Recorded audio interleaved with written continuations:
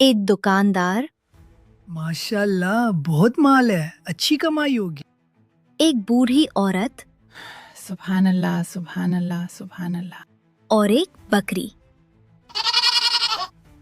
لیکن ان تینوں کے درمیان ایک ایسا راز تھا جو سب کچھ بدلنے والا تھا۔ ندی کے کنارے ایک چھوٹے سے گھر میں دادی اللہ رکھی رہتی تھیں۔ ان کے ہاتھوں میں جادو تھا۔ مٹی کے برتن بناتے تو دیکھنے والے دیکھتے رہ جاتے۔ ماشاء اللہ۔ ہنڈیاں، گھڑے، پیالے، مٹکے، ہر چیز اتنی نفیس اور خوبصورت جیسے کسی نے خواب میں بنائی ہو۔ ان کی پوتی فاطمہ برتنوں پر رنگ برنگے نقش و نگار بناتی اور پیاری بکری زارو ہر کام میں ساتھ دیتی۔ زارو دادی کے ساتھ جا کر ندی سے لال چکنی مٹی لاتی۔ دادی، آج کا گھڑا تو بہت ہی پیارا بنا ہے، دیکھیں کیسے پھول کھلے کھلے لگ رہے ہیں اس پر۔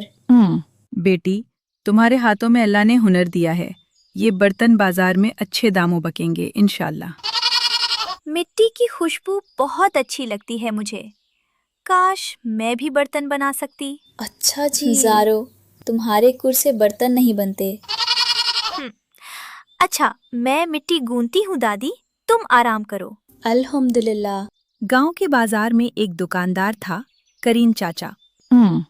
لمبی داڑھی، بڑا پیٹ اور چہرے پر ہمیشہ میٹھی مسکراہٹ، مگر اندر سے لالچی چالاک۔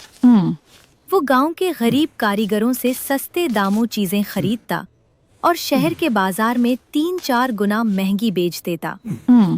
ارے بختو بی بی، السلام علیکم۔ کیا خوب برتن بنائے ہیں آپ نے، ماشاء اللہ۔ اچھا جی۔ وعلیکم السلام کریم بھائی، آؤ بیٹھو۔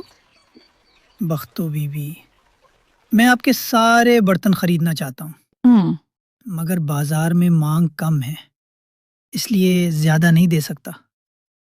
یہ بڈھا جھوٹ بول رہا ہے۔ چپ رہو زارو۔ یہ 20 برتن ہیں، میں 500 روپے دے سکتا ہوں بس۔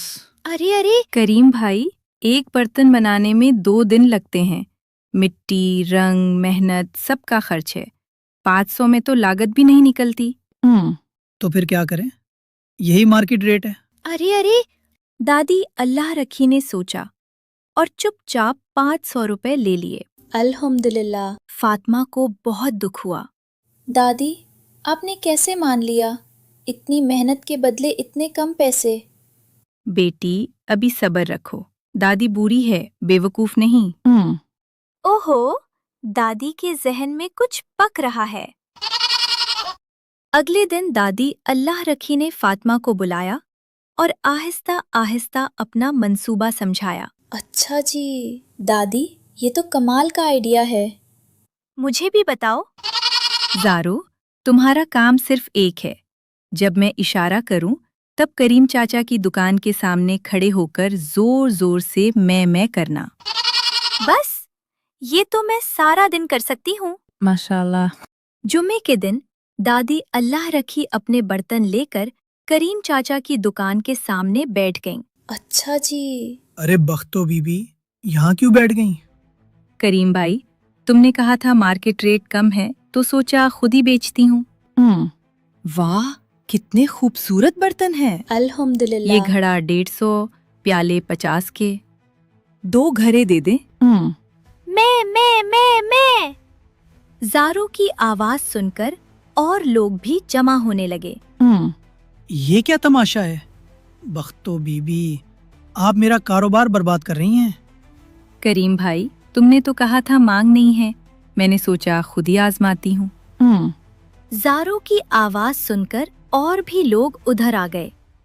ایک بزرگ شہری خریدار نے دادی کے برتن دیکھے اور حیران رہ گئے۔ یہ کاریگری، یہ نقش! ارے کریم، تم نے پچھلے ہفتے میرے بھتیجے کو یہی برتن 500 روپے میں بیچے تھے، کہا تھا شہر سے آئے ہیں۔ وہ تو مختلف تھے۔ ارے مختلف کیسے؟ یہی نقش، یہی مٹی، یہی رنگ۔ تم نے اس بوڑھی خاتون سے सस्ते लेकर मुझे महंगे बेचे। बाजार में सन्नाटा छा गया। सब करीम चाचा को घूर रहे थे। बख्तो बीबी, मैं आपको पूरी कीमत दे देता हूँ, बस ये तमाशा बंद करें। अच्छा जी। करीम भाई, मुझे तमाशा नहीं करना था, मैंने तो बस अपनी मेहनत का हक मांगा है। गरीब कारीगर का हक मारना आसान लगता है ना, मगर अल्लाह देख रहा होता है हमेशा। माफ करें बख्तो बीबी, मैंने गलत किया। गांव वालों के सामने करीम चाचा को न सिर्फ माफी मांगनी पड़ी, बल्कि पिछले तमाम बर्तनों की पूरी कीमत भी देनी पड़ी। उस दिन के बाद करीम चाचा ने कभी किसी गरीब कारीगर का हक नहीं मारा। माशाअल्लाह। दादी, आपने तो कमाल कर दिया, बगैर लड़े, बगैर चलाए। बेटी, अकल तलवार से ज्यादा तेज होती है और हक की आवाज हमेशा बुलंद होती है।